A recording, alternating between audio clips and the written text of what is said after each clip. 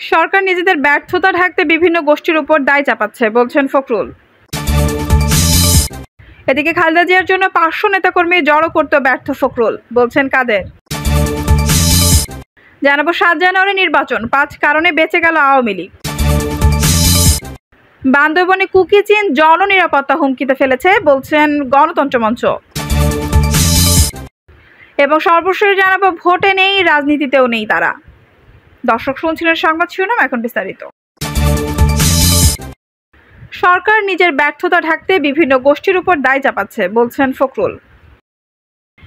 BNP মহাসচিব মির্জা ফখরুল ইসলাম আলমগীর বলেছেন, দেশের নিরাপত্তা ব্যবস্থা ভেঙে পড়েছে। কেএনএফ এর সন্ত্রাসী কর্মকাণ্ড প্রতিহতের ব্যর্থতা ঢাকতে বিভিন্ন গোষ্ঠীর উপর দায় চাপাচ্ছে সরকার। তিনি আরো বলেন, 15 বছরের বেশি সময় ধরে ক্ষমতা ধরে আছে দখলদারি সরকার। এই দখলদারি সরকার শুধু বিএনপি নেতাকর্মীদেরই নয়, তাদের পরিবার পরিজনদের উপর হামলা ও নির্যাতন করেছে। দানবীয় নির্যাতনের মুখে কিছুক্ষণের জন্য হয়তো থেমে গেছি, তবে দেশ মাতৃকাকে মুক্ত করব বলেও জানান তিনি।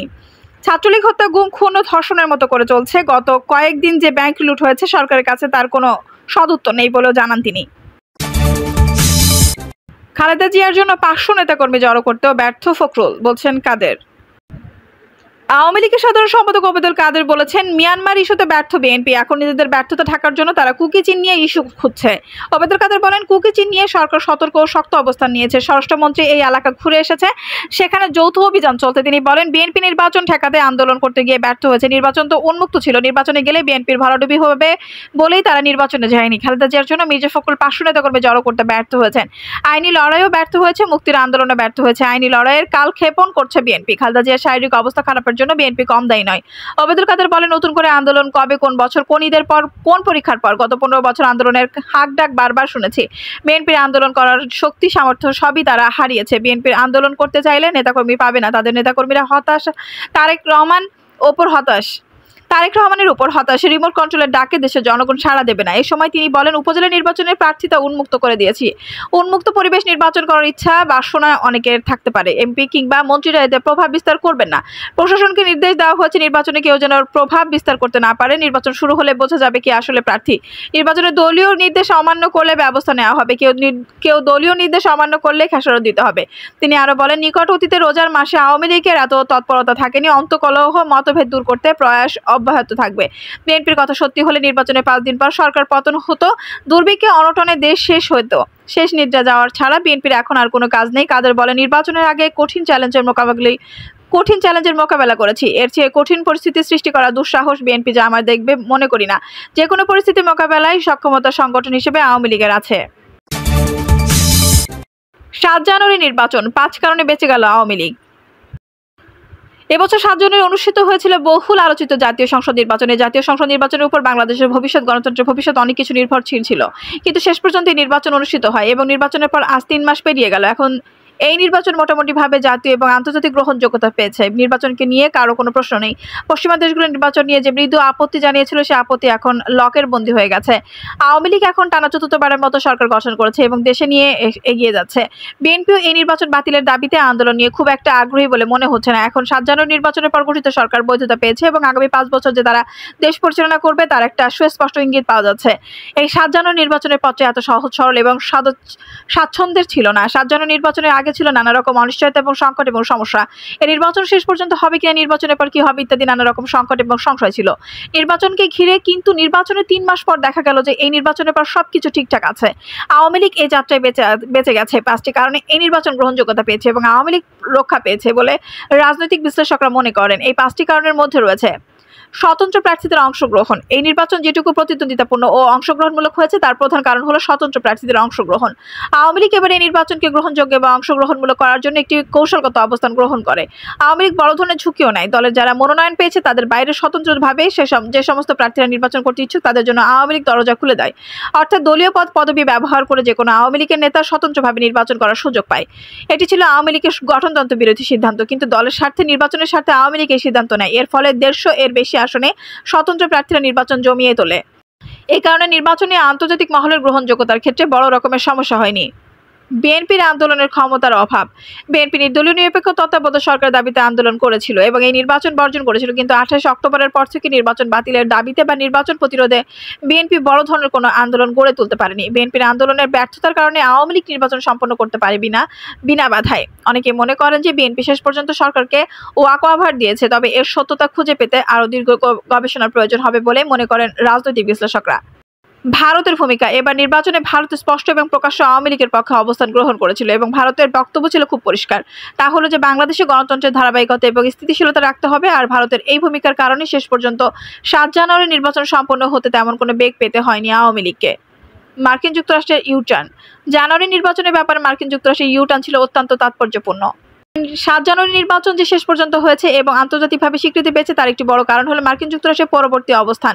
নির্বাচনের আগে পর্যন্ত মার্কিন যুক্তরাষ্ট্র এই নির্বাচনকে অংশগ্রহণমূলক করার জন্য সরকারের উপর নানা রকম চাপ সৃষ্টি করেছিল। অংশগ্রহণমূলক নির্বাচন না হলে কি হবে সে নিয়েও নানা রকম কথাবার্তা বলা হচ্ছিল, কিন্তু নির্বাচনের পর মার্কিন যুক্তরাষ্ট্র সম্পূর্ণ ঘুরে যায় এবং নতুন সরকারের সাথে কাজ করার সিদ্ধান্ত গ্রহণ করে। অনেকে মনে করে ভারতের প্রভাবের কারণে সরকার এই সিদ্ধান্ত নিয়েছে, তবে শুধুমাত্র ভারতের প্রভাব নয়, মার্কিন যুক্তরাষ্ট্র তার নিজস্ব হিসাব নিকাশের মাধ্যমে এই ধরনের সিদ্ধান্ত নিয়েছে বলে রাজনৈতিক বিশ্লেষকরা মনে করেন। আর এই সিদ্ধান্ত পরিবর্তনের ফলে 7 জানুয়ারি নির্বাচন শেষ পর্যন্ত আন্তর্জাতিক স্বীকৃতি পেয়েছে। শেখ হাসিনার নেতৃত্ব। পুরো 7 জানুয়ারি নির্বাচন এবং রাজনৈতিক সংকট মোকাবেলায় প্রধানমন্ত্রী এবং আওয়ামী লীগ সভাপতি শেখ হাসিনা এক অসাধারণ রাজনৈতিক প্রজ্ঞার পরিচয় দিয়েছিলেন। মূলত তার নেতৃত্বের কারণেই প্রধান বিরোধী দলের অংশগ্রহণ ছাড়া এই নির্বাচন শেষ পর্যন্ত স্বীকৃতি পেয়েছে। 7 জানুয়ারি নির্বাচনে 3 মাস পূর্ণ হলো, এখন 90 দিন পূর্ণ হওয়ার ফলে এই সংসদ আর কোনো গ্রহণযোগ্যতা সংকটে নেই। বান্দরবানে কুকিচিন জননিরাপত্তা হুমকিতে ফেলেছে বলছেন গণতন্ত্র মঞ্চ। বান্দরবানে কুকিচিন ন্যাশনাল ফ্রন্টের কেএনএফ সশস্ত্র তৎপরতা জাতীয় ও জননিরাপত্তাকে হুমকির মুখে ফেলেছে বলে দাবি গণতন্ত্র মঞ্চের। গভীর উদ্বেগ প্রকাশ করে সভায় নেতারা বলেন, কেএনএফ এর সশস্ত্র তৎপরতার সীমান্তবর্তী অঞ্চলে বাংলাদেশিদের জনমালের নিরাপত্তা নিয়েও আশঙ্কা তৈরি করছে।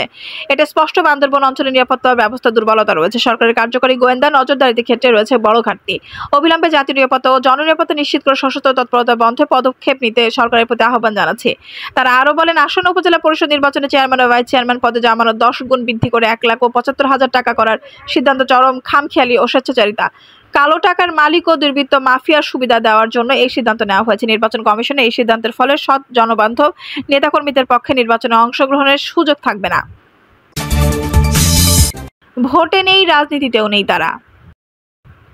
টানা 4র্থবারের মতো দেশ পরিচালনার দায়িত্ব পেয়েছে আওয়ামী লীগ। আওয়ামী লীগ টানা ক্ষমতা থাকার কারণে অনেকে অনুপ্রবেশকারী হাইব্রিড সুবিধাবাদীরা আওয়ামী লীগে প্রবেশ করেছে। এই প্রবেশের মধ্যে অনেকে নানা রকম সুবিধা গ্রহণ করেছে সরকারের কাছ থেকে। এমপি হয়েছেন, মন্ত্রী হয়েছেন। আবার মজার ব্যাপার হলো যে যখনই তারা ভোটের মনোনয়ন পান নাই, নির্বাচন পরাজিত হয়েছেন বা মনোনয়ন বঞ্চিত হয়েছেন, সাথে সাথে তারা রাজনীতি থেকেও বিদায় নিয়েছেন। এরকম বেশ কয়েকজন এখন দেখা যাচ্ছে যারা বিগত নির্বাচনে মনোনয়ন না পেয়ে অথবা ভোটে হেরে এখন রাজনীতিতে অনুপস্থিত হয়েছেন। তাদেরকে রাজনীতির মাঠে এখন আর দেখা যাচ্ছে না। গত মেয়াদে আওয়ামী লীগের দুর্যোগ প্রতিমন্ত্রী ছিলেন ডক্টর এনামুর রহমান।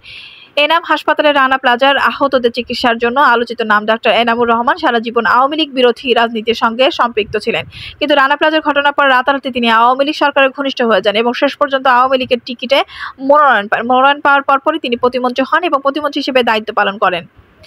এবার নির্বাচনে আওয়ামী লীগের স্বতন্ত্র নেতার কাছ থেকে তিনি পরাজিত হন। এই পরাজিত হওয়ার পর ডক্টর এনামুর রহমানকে আর রাজনীতির মাঠে দেখা যাচ্ছে না। তিনি এখন সবকিছু ছেড়ে দিয়ে গুটিয়ে নিয়েছেন, কারণ আওয়ামী লীগের সঙ্গে তার সম্পর্কটা ছিল শুধু ক্ষমতার কেন্দ্রিক। আরেক এনামুর রহমান রাজশাহীর বাগমারার এমপি ছিলেন। তিনিও আওয়ামী লীগের রাজনীতির সঙ্গে জড়িত ছিলেন না। 2008 সালের নির্বাচনে আওয়ামী লীগ থেকে তিনি মনোনয়ন পান। এবার ব্যক্তিগত নানা কেলেঙ্কারিতে জড়িত থাকার কারণে তাকে আওয়ামী লীগ আর মনোনয়ন দেয়নি। আওয়ামী লীগের মনোনয়ন না পেয়ে তিনি এখন রাজনীতিতে হাবুডুবু খাচ্ছেন। অস্তিত্ব রক্ষার লড়াইয়ে নূর মোহাম্মদ পুলিশের আইজি ছিলেন। তিনি কিশোরগঞ্জের একটি আসন থেকে মনোনয়ন পেয়েছিলেন। গতবার নির্বাচনে জয়ী হওয়ার পর ধারণা করেছিলেন যে তিনি মন্ত্রী হবেন, কিন্তু শেষ পর্যন্ত তিনি মন্ত্রী হননি। এটুকু শেষ নয়, এবার নির্বাচনে তাকে আওয়ামী লীগ মনোনয়নও দেয়নি। মনোনয়ন না পেয়ে তিনি এখন রাজনীতি থেকে নিজেকে গুটিয়ে নিয়েছেন। কিশোরগঞ্জে তার নির্বাচনী এলাকা তার ব্যাপক বদনাম। তার বিরুদ্ধে অভিযোগের অভাব নেই। আওয়ামী লীগের নেতাকর্মীদের আওয়ামী লীগের বিপরীত তিনি একটি পাল্টা আওয়ামী লীগ গঠন করেছিলেন এবং তার স্বেচ্ছাচারিতার অনেক কথাই এখন কিশোরগঞ্জের মানুষ আলোচনা এবং সমালোচনা করে।